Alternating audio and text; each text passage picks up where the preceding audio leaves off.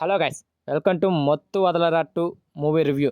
Actors by Sri Simha and Satya, director by Ritesh Rana.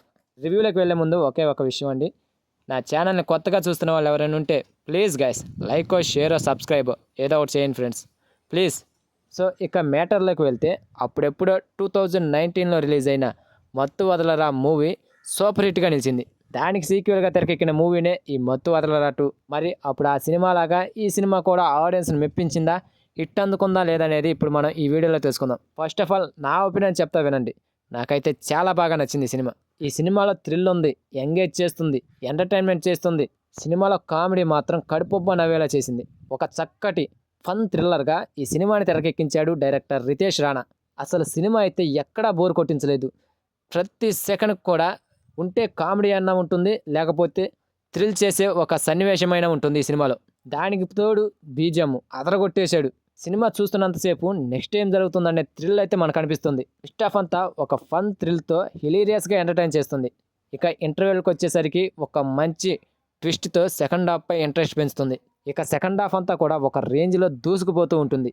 Second half అంతా కూడా non stop hilarious ఫన్తో, మధ్య మధ్యలో వచ్చే ట్విస్టులతో, చివరి 20 మినిట్స్ ప్రీ క్లైమాక్స్ అండ్ క్లైమాక్స్లో సర్ప్రైజింగ్గా అనిపించే 2 ట్విస్టులతో ఈ సినిమాని ముగించాడు డైరెక్టర్. సినిమాని చూసి బయటకు వచ్చిన వాడికి ఒక మంచి సినిమాని చూసామన్న ఫీలింగ్ అయితే ఇస్తుంది. ఫైనల్గా ఈ సినిమా సన్నివేశాల్లో హైలైట్గా నిలిచిన విషయాలు ఏంటంటే, కొంతమంది టాలీవుడ్ స్టార్ హీరోల రెఫరెన్స్లు. చిరంజీవి, బాలకృష్ణ అండ్ మహేష్ బాబు, పవన్ కళ్యాణ్ వీళ్ళందరి రెఫరెన్స్లు ఈ సినిమాలో కనిపిస్తాయి. వాళ్ళ సన్నివేశాలు వచ్చినప్పుడల్లా ఆయా హీరోల అభిమానులు అయితే ఎగిరి గంతేస్తున్నారు థియేటర్లలో. ముఖ్యంగా చిరంజీవి గారి రెఫరెన్స్ ఈ సినిమాకి బాగా హైలైట్గా నిలిచిందని చెప్పాలి. ఫైనల్లీ మత్తు వదలరా మూవీకి ఇదొక పర్ఫెక్ట్ సీక్వెల్ అని చెప్తా.